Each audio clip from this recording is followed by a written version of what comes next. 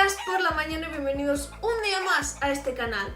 Hoy voy a traer un vídeo, hoy voy a traeros un vídeo de cómo aplicar el corrector. Alerta roja.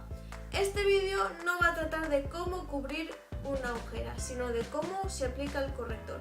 Si queréis saber cómo cubrir vuestra ojera, tengo un vídeo específicamente para que sepáis cómo hacerlo, así que os dejo el link aquí abajo en la cajita de descripción e intentaré a ver si lo puedo poner por aquí en una tarjetita o por aquí, no me acuerdo nunca de dónde salen, creo que por aquí, pero yo ni idea. El caso es que si queréis saberlo podéis ir a ese vídeo en el que encontraréis un montón de información sobre los colores de la ojera, cómo suelo cubrir yo las ojeras con corrector y precorrector, todo eso, así que os derivo a este vídeo y luego cuando ya lo hayáis visto venís a este y os enseño cómo se aplica el corrector. Para los que hayáis visto ese anterior vídeo y ya tengáis los apuntes de cómo haceros una cobertura bastante buena de vuestro tipo de ojera, tenga el color que tenga vuestra ojera, pues bueno, os traigo a este vídeo y os voy a enseñar cómo aplicar el corrector. Sabéis que tenemos diversas herramientas, aquí tengo el corrector, sabéis que tenemos diversas herramientas y de diversos tamaños para aplicar las bases y los correctores. En el vídeo anterior a este de cómo aplicar las bases os he enseñado ya que tenemos una esponja. Os he enseñado a utilizarla para aplicar la base, para el corrector es prácticamente igual, pero de igual forma lo voy a explicar aquí.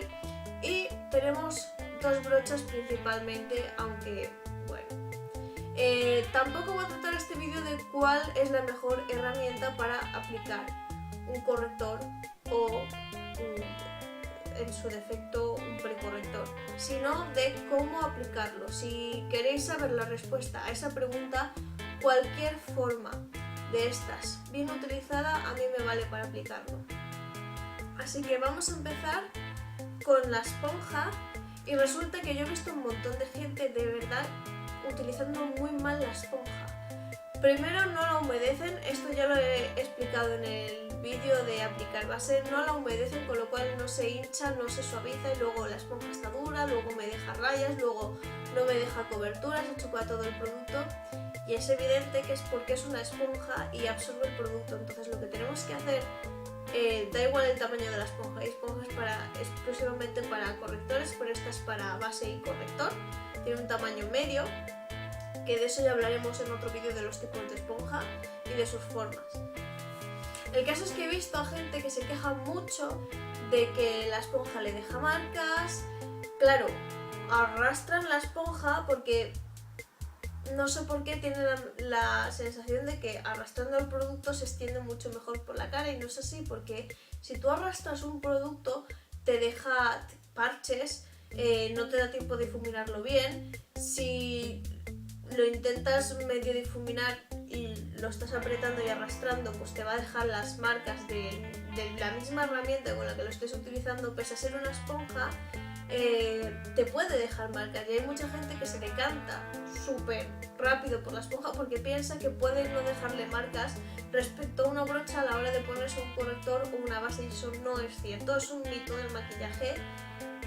Siempre tienes que saber cómo utilizar bien tanto la brocha como la esponja, porque nunca sabes cuándo va a ser mejor utilizar una cosa o la otra. Sobre todo cuando eres maquillador tienes que tener en cuenta ciertos aspectos de higiene y las esponjas pues no duran nada. Una aplicación para un cliente y o le regalas la esponja o la tienes que tirar. Los maquilladores nos decantamos más por este tipo de pinceles, que es una brocha de lengua de gato. Como veis, esta es la típica de corrector, ¿de acuerdo? Y os cuento, lo primero que tenéis que hacer a la hora de aplicar el corrector, sobre todo para este tipo de brochas, es aplicarlo muy poquito a poquito. No os recomiendo que hagáis ras y os lo pongáis directamente de la varita, porque con la esponja sí que absorbe cierto producto aunque la tengáis húmeda, mientras que lo que es la brocha no absorbe productos, sobre todo si es de pelo sintético como la mayoría de las que tengo, y sobre todo para aplicar corrector es muy bueno utilizar una brocha de pelo sintético para no estropearlas. El el caso es que os recomiendo que os pongáis un poco en el dorso de la mano para no pasaros y poquito a poquito lo vayáis aplicando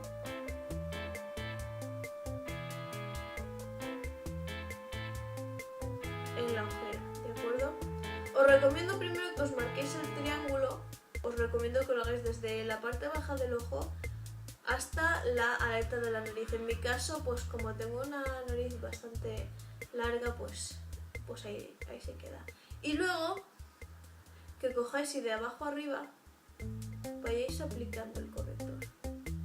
¿Por qué de abajo arriba y no de arriba abajo? Porque si lo que queréis es cubrir esta zona, no querréis empezar a poner todo el producto directamente ahí porque luego tendréis que difuminar hacia abajo y es mejor difuminar de abajo arriba y luego aplicar un poco más en el medio y seguir subiendo que aplicarlo todo aquí y tener que ir bajándolo, porque ahí es cuando se marcan los pliegues y todas las celdas de la brocha, así que tenemos esto. El truco para aplicar el corrector y que no se marquen las celdas de la brocha es coger o bien del lado, es decir, de la parte plana, o bien de la puntita y en todas las direcciones. Esto no es como la brocha de lengua de gato de maquillaje que hay que hacerlo así siempre. Esto es un poco más diferente, pero igualmente es similar. Con una esponja podemos repasar para evitar que nos hayan quedado marcas. Es lo más normal del mundo que quede alguna marca. Si no tienes pues mano con este tipo de pinceles es súper normal que no te quede marca, pero no recomiendo que os repaséis mucho el corrector con la esponja porque la esponja se lleva producto. Entonces, ¿qué es lo que os recomiendo yo? Que utilicéis un dedo de la mano, no se lleva cobertura, integra mucho mejor el corrector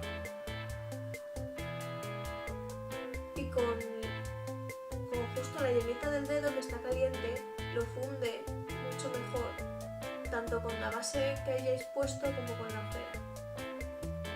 Entonces eso es más que suficiente, por lo menos para mí, sobre todo una persona que no tiene ojeras. Luego está este tipo de brocha que presume de imitar al dedo humano.